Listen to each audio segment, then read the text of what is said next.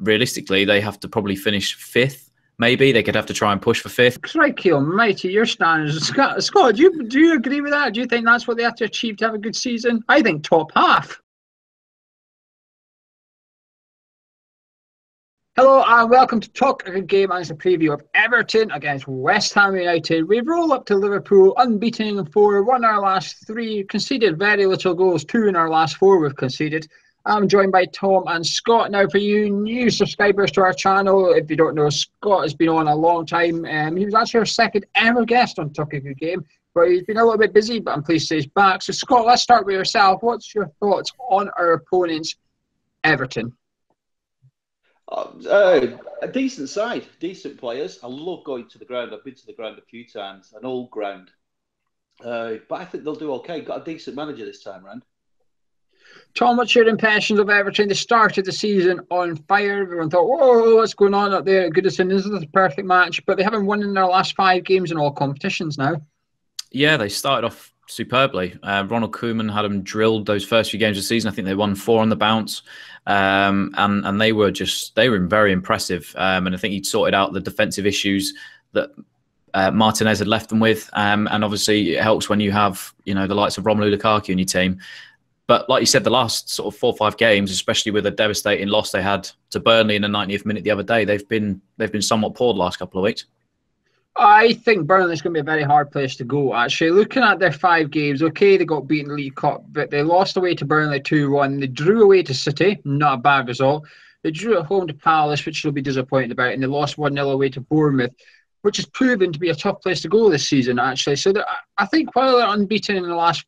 They haven't won the last 4 league games. I think when you look at the results, actually, it's not as bad as it may appear. However, they'll be confident playing us. Good record against us. Scott, what do you make of their manager? How good is he? I think he's one of the best managers in the league. I think he's a future Barcelona manager, definitely. He's one of the best. Seems to get the best out of players. Southampton, wherever he's been, he does the job. And I just like him when he's interviewed. He's not eccentric. He doesn't come out with stupid stuff. He's steady away and he believes in himself. And I think the players believe in it. Do you think, Scott, that Man U should maybe have been looking at him in the summer instead of Mourinho? I think definitely. I think he would have been a longer term manager for him. I think Mourinho will hang around. He'll either win something and then it'll go wrong the season after, or they'll just get rid of him. Definitely a better manager than the one they've got. Well, there could be a record equalled at Goodison Park on Sunday afternoon. The record in the Premier League for scoring in consecutive Premier League games against the same club sits at 7. Jimmy Floyd Hasselbank against West Ham United and Robin Van Persie against Stoke City have both scored in 7 consecutive games. Lukaku has scored in 6 in a row against us, Tom. Do you fear him, or are you quite comfortable considering the improvement in our own defence? No, I knew that was coming. I think we did the preview for Everton last year when we won 3-2 away, and we were nervous about him going into that game. And you still got to be nervous because he loves scoring against us. No matter how well we've played, you can't rule out Lukaku scoring because he's a world-class player. That's not to say we're going to lose, but I just don't think you can rule out someone with that amount of talent, especially when he loves scoring against us. Tom, before we move on to our own team, what's a good season for Everton? Well, I think with the manager that they've got and the squad that they have this year, like we said, they've sort of pushed further forward than last year, especially, they've a bit better than what Martinez did with them. I think realistically, they have to probably finish 5th. Maybe they could have to try and push for 5th. I think they have to, though, because I do think they've got a good enough squad. I think with Koeman at the helm, that they could do some sort of serious damage in the second half of the season. Honestly, I do think that they could push maybe 6th or 5th. Would be a good season for them. 5th, crikey almighty, your standards. Scott, do you agree with that? Do you think that's what they have to achieve to have a good season? I think top half. Yeah, top half. Yeah, sort of 10, around 10, 11, something like that. Yeah, I think so as well. Top half and try and get a couple of quality next summer and push on for 7th. 5th, crying out loud. The referee on Sunday at Goodison Park is our not-so-friendly referee, Anthony Taylor. We all know what he did last season. This season, Everton haven't had him yet. West Ham have at Stamford Bridge when he didn't send off Diego Costa and arguably cost us a point there. Now, let's talk about our own team. Tom, we beat Chelsea 2-1. Are you sticking with the same 11? Do you think Bullet should stick with the same team? Or obviously we've got the keeper. He's probably going to change his keeper anyway. But apart from that, the 10 outfielders, are you thinking he should stick with the same ones that played against Chelsea? I'll tell you what, I mean, Fernandes really performed well against Sunderland, and we sort of said, well, is he going to do enough to cement his place when Cresswell comes back? He flips Fernandes over to the right-hand side. It looks exactly the same. He was so comfortable at right back, or right wing back, should I say, last night. He dealt with the pressure well, both going forward and back, and he got the goal as well. He has to start. And I think maybe we might see Antonio take a rest this weekend. Even though Antonio, I don't think, put a foot wrong last night, I think maybe he gives Antonio the rest now, because he has played, a lot to start the season. Not to say that he's been bad the last couple of weeks, but he hasn't shown the same form as he did at the start of the season. And we've got a lot of options now of who we can choose, with Ayo coming back from injury and Fernandes showing that he's worth that starting place. I think, yeah, maybe we have to keep Fernandes in the team at right wing back, and maybe Zaza comes back in for Antonio. Scott, same question. Same side. I couldn't imagine a team being bad enough to put Zaza in, to tell you the truth. You're not a fan of the Italian striker, are you? I'm not. I tweeted, didn't I? I'd sooner have Lala than Zaza. Definitely not.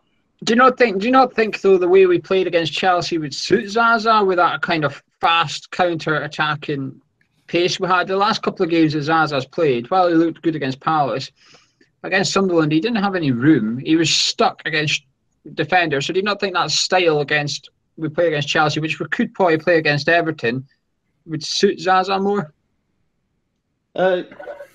Honestly, no. I think if you're a striker and you're not scoring, you've got to do other things, and he doesn't even do them. Well, they're very ruthless. Scott, if you had to make one change from the team that started Chelsea, apart from the keeper, because to be honest, I was expecting you both to say, yeah, just stick, and I thought that was going to be a bit bold. And so if you had to make one change, you were forced to make a change, who would you take out and who would you put in? Oh, man. I'd a push for the same reason as Antonio, and just simply so that he knows he has to fight for his place. But other than that, who would you put up front? Was that who you'd stick up front? Yeah. Fantastic, right. Well, 16 games without a clean sheet against Everton. It's a long, long time since we've kept a clean sheet against Everton. And in 6 of the last 7 they've played us, they've scored at least 2 goals. So not only does Lukaku score, Everton score.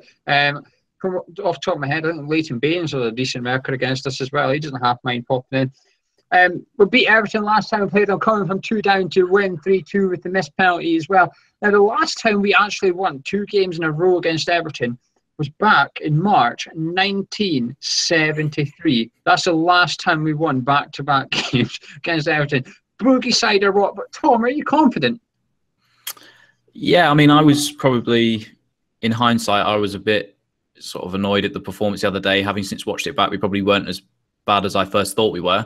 And we said as well, I think you said to myself and Gonzo, you said, if we lose on Wednesday to Chelsea, is that going to hinder us? And I said, I don't think so.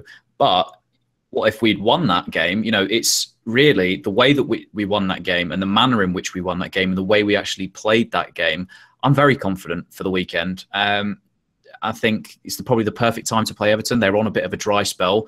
I don't think we're going to potentially win. I think it might be a draw, but they're on a bit of a dry spell. We've suddenly hit a bit of form, and if we can play the way that we did at against Chelsea, the movement that we saw from everybody, the way that everybody played, I think we're going to be in with a very good shout come Sunday afternoon. Scott, you're going to Goodison Park. Are you confident you're going to see 3 points from us up there? Well, I'm going to start with, and they never win when I go and see them away. It depends which. I've said it a few times. It depends which West Ham turns up, and if the West Ham turns up that one the other day, fantastic. I don't see any. I was worrying about any sides. I can see us beating anybody on our day, but it's whether that spirit turns up. That other West Ham turns up that can't be bothered chasing, can't be bothered. Heads are down. No, they'll walk all over us. But fingers crossed, they'll go there and take it on. Well, it's almost prediction time from these two. We'll get their score predictions in a second, but make sure you subscribe while you're here and check out our sponsor, Royal Underwatches. The link is below. Christmas coming up. Fantastic gifts for all the family. Your West Ham themed watch. It's got the crossed hammers on all the watches as well, so it is West Hamified. Tom, score prediction. You've hinted you're confident, but you're thinking there might be a draw in here. Yeah, I mean, the way that we played against Sunderland, we were very slow, lackadaisical. There was nobody really moving. And against Chelsea, the counter-attacking football, the quick, short, sharp passes, looking to spurt forward, setting people on runs. You know, if like I said, if that team turns up, I could see this game being a 2-2. I think I said 2-2 last year. We managed to come back and win 3-2. I do think that, like I said, Kerman has that team drilled well, and I think that they'll be very good defensively. But I'm semi-optimistic. I'm going to go with a 2-2 draw at the weekend. Right now, Tom, would you take a point? Oh, definitely. I think so. We could go ahead and win that game, you know, quite easily. But I would take a point most definitely. Just keep going on the run that we're going, you know, at the minute. Even if it's a draw, I think we realise it's a tough game. You know, we pick our heads up and we go on at the weekend with a lot of confidence. So yeah, I'll take a point. Scott, what's your score prediction, please? I'm going 2-1. When they played Burnley, there were a lot of space behind them, and I think when they're pushing the game, we'll have the players to exploit that space behind them. So 2-1. I know you're predicting a win, but would you take a point right now, or are you thinking, nah, we need to go there and just go for the win? I'd take a point. I heard Tom the other day on some video forum saying, get us to 38 points. I've always been like that with West Ham. Get me to 38 points as quick as possible. So I'd take a point, definitely. I wouldn't take a point because I don't think there's any pressure on us. If we lose, no, but what I'm saying is a point's a good point, right? It's a fantastic, that's a hard place to go. But what I'm trying to say is there's no pressure on us anymore. We've got that couple of wins on us. We've made that little bit of a gap between us and the bottom. And I've always said I'd rather see us try and win and lose 3-2 than draw 0-0, simply because for every one you lose 3-2, you'll win 1-3-2, and you get more points for winning one and losing one than you do for drawing two. Although you go unbeaten, you still get more points for winning one and losing one. And I'd like to see us go there and have a pop, and I think it's going to be an entertaining game. It's two managers that aren't afraid to go for the 3 points, and I think that's going to give yourself, Scott, some entertainment while you're there. And I'm going to go for 2-1 West Ham as well. But I want to know what you guys think at home. Do you think we're going to win? And would you take a point right now? It is a hard place to go. I really like Everton. I really like Koeman as well. But I just think we're on that little bit of a wave right now. My only worry is Fernandez's defensive ability. A couple of times I think he's got done a little bit, just purely because of inexperience. It's nothing. I'm not saying he's a rubbish player. He's looked fantastic the last couple of games. But I do worry if Everton put a really good winger up against him, he could struggle. But the same goes for Antonio. If Antonio's right wing back, I think he would struggle against someone experienced and knows how to get the best out of a not so defensive right wing back. But anyway, let us know your thoughts at home. Thank you for watching this one. Make sure you subscribe to our channel. That's been Scott. He'll be there at Goodison Park. If you see him, say hello. That's been Tom. I've been Joe. We'll be back on Sunday straight after the full time whistle with our live review. So make sure you come and join it. And hopefully it's a cheery one. Thank you.